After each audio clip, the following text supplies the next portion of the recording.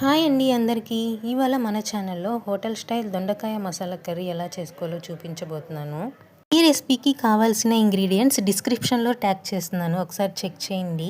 ముందుగా ప్యాన్ పెట్టుకొని ఈ మసాలాలన్నీ ఫ్రై చేసి మిక్సీ జార్లో వేసుకోవాలి. అదే మిక్సీ జార్లో టమోటా ముక్కలు, ఆనియన్ ముక్కలు, అల్లం వెల్లుల్లి పేస్ట్ కూడా వేసి మసాలా మెత్తగా నూరి పక్కన ఉంచుకోండి. ఇప్పుడు ప్యాన్ పెట్టుకొని ఫ్రైకి సరిపడా ఆయిల్ పోసుకొని ఆయిల్ హీట్ అయిన తర్వాత కట్ చేసి పెట్టుకున్న దొండకాయల్ని యాడ్ చేసి బాగా కలుపుతూ గోల్డెన్ బ్రౌన్ కలర్ వచ్చేంత వరకు ఫ్రై చేసుకోవాలి. దొండకాయలు మంచిగా ఫ్రై అయిన తర్వాత ఒక ప్లేట్లోకి పక్కకు తీసి పెట్టుకోండి.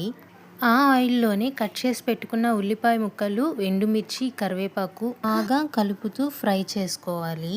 ఆనియన్స్ మంచిగా ఫ్రై అయిన తర్వాత ఇందులోకి 1 టేబుల్ స్పూన్ కారం, 1/2 టేబుల్ స్పూన్ ధనియాల powder, 1/2 table spoon garam masala add చేసుకొని ఒక్కసారి అంతా కలుపుకోవాలి. ఇందులోకి మనం పేస్ట్ చేసి పెట్టుకున్న మసాలాను కూడా యాడ్ చేసి అదే మిక్సీ జార్లో కొంచెం వాటర్ పోసుకొని ఆ వాటర్ను కూడా యాడ్ చేసి అంతా కలిసేటట్టు ఒకసారి మిక్స్ చేసుకోవాలి. ఇందులోకి ముందుగా ఫ్రై చేసి పెట్టుకున్న దొండకాయలని యాడ్ చేసి అంతా ఒకసారి కలుపుకొని మూత పెట్టి 15 నిమిషాల పాటు ఉడికించి మూత తీసి సర్వ్ చేసుకుంటే ఎంతో టేస్టీ అయిన దొండకాయ మసాలా కర్రీ రెడీ.